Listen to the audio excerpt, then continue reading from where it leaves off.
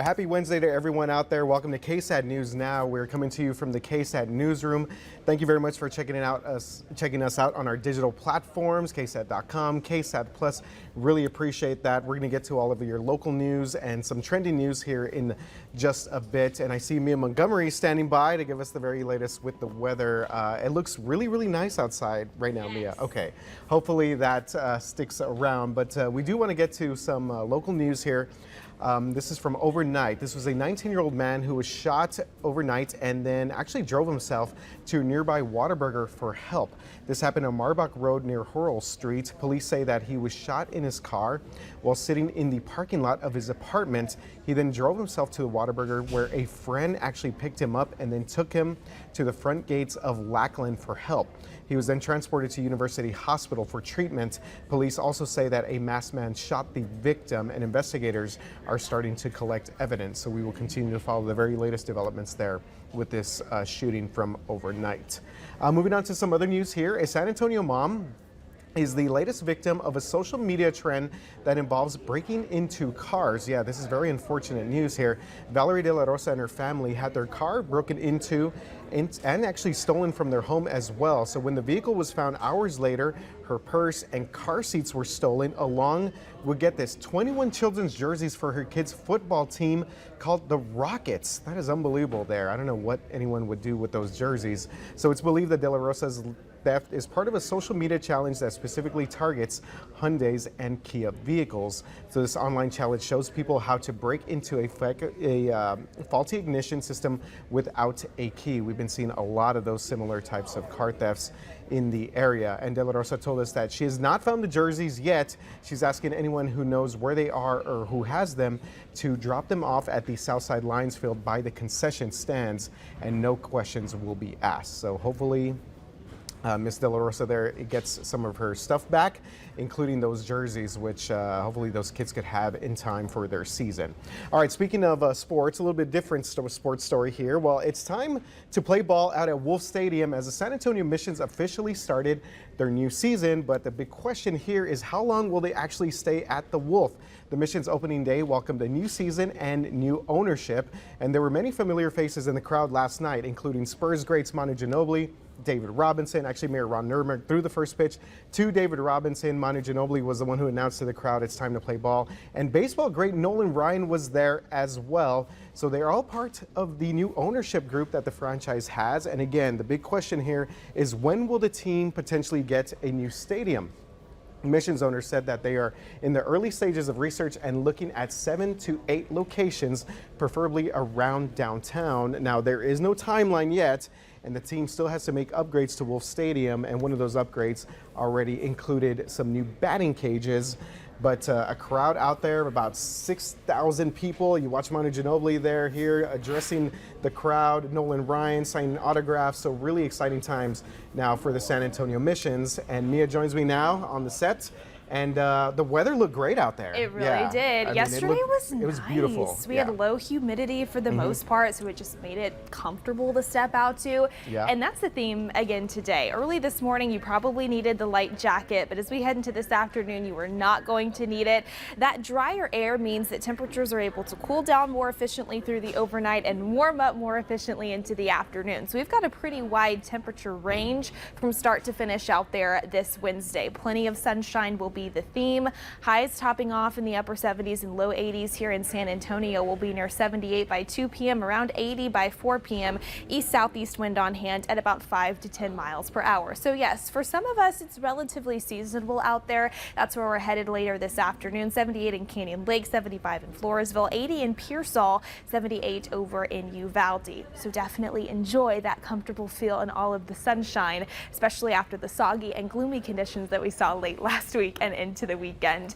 Now, as we head into tomorrow, a little bit of morning patchy fog certainly possible, but then mostly sunny as we head into Thursday afternoon. Temperatures pretty similar. We'll start off in the mid-50s here in San Antonio and highs climb into the low 80s. Friday, that's when we really start to see a touch more of that humidity work back in. So some more morning fog as well as some cloud cover certainly possible, and then a little bit of clearing as we head into Friday afternoon. A dry line is also going to set up off to our west that could potentially spark a very, very stray thunderstorm thunderstorm. Confidence there is pretty low. And then as we head into Saturday, notice temperatures crank up into the upper 80s here in town. A little bit more humid in the morning as well. Temperatures start off in the mid 60s, so you'll notice more of that mugginess in the air. But then as we head into the second half of the day on Saturday, our next cold front looks to move in. Confidence is also low on the rain chance there, but we'll put it at about a 20% potential for a couple of isolated thunderstorms to pop up as we see that front move through. So you can see into Friday as that dry line sits off to our west. Again, that 10% chance for a very stray shower or thunderstorm. Then here comes that front as we head into the second half of the day on Saturday and especially into Saturday evening. Sure, a 20% potential for a couple of isolated showers to a stray storm possible. Not going to be for everybody. In fact, as of right now, most of us do look to sit on the drier side. So we'll monitor that, and then notice on the back side of that front though, drier air is going to move in, and that's going to make it really comfortable there as well. Temperatures a bit cooler. I say cool. It's still 80 degrees on Sunday, but compared to the almost 90 on Saturday, that's going to be pretty nice. And then we'll monitor for a couple more isolated storms maybe as we head into Tuesday of next week. Yeah, not a fan of us creeping closer to 90, but overall, I mean, looking at this 7-day, things look pretty good. Yes. Can't complain, yes. really. At least we don't have a 90 on the 7-day right now. We're pretty close on Saturday, and again, it'll probably feel like it because it'll be humid out there, but Sunday is looking fantastic. All right. Mia, I heard earlier that you have a little field trip planned today. Yes. Heading to Poteet. Yes. Yeah, so we're working on a couple of things there. Yes, so just a little teaser preview. Of course, the Strawberry Festival is happening this weekend. Was going to mention that, Awesome Strawberry Festival festivities. Can't go wrong. So yeah, we're going to do a couple of different stories talking about the Strawberry Festival, how it kind of came to be and what people who are planning on going to Atascosa County this weekend can expect. And then also, I mean, it's no secret that drought conditions have been so present this year. So we're going to talk to some local farmers about how that drought has filtered into their strawberry production this year. And I know you're going to be hanging out with Andrew Wilson. Maybe you guys might stop to pick up lunch, and I don't know, Chipotle, is that I'm a Chipotle fan. Okay. I'm a Chipotle. What about you? So I actually saw this hack. I'm not even kidding. You can do this hack where you order a Chipotle bowl, but you get one of the flour tortillas on the side, so they're really big burrito tortillas. And so what you do is you eat half the bowl for one meal, and then you save the other half and you put it in that tortilla for a burrito for the second meal. Wow, that's pretty good stuff. I know, so it's cool. 2 for 1, pretty much. 2 for 1, yes. exactly. Wow, I'm gonna have to try that out. What's your go-to? I do the salad because I get the chicken in there, protein, black beans, the veggies and stuff. So healthy. That's a good little choice. bit. You kind of go. You kind of sticking health. I still get cheese on there. Okay, no, that's good. It's got to taste good too, right? Yeah, it does definitely taste good. So the reason we're bringing up Chipotle is because gas grills there, we know that it's synonymous with Chipotle. That might be a thing of the past as the restaurant chain is now going green. So they're unveiling a new restaurant design and concept that's fully powered by renewable energy, specifically wind and solar power. So 2 of these places opening now. These new Chipotles are in Virginia and Florida, with another opening this summer, but they do plan to spread these across the country. So this is all part of the company's plan to reduce their greenhouse emissions by half by 2030. So other changes here include cactus leather chairs, nice, and artwork from recycled rice husk. Wow.